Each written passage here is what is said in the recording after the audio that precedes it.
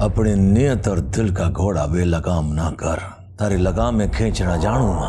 एक रात मन्ने भी हवेली में रहने की इजाजत दे दे, मैं वो नजारा देखना चाहूँ।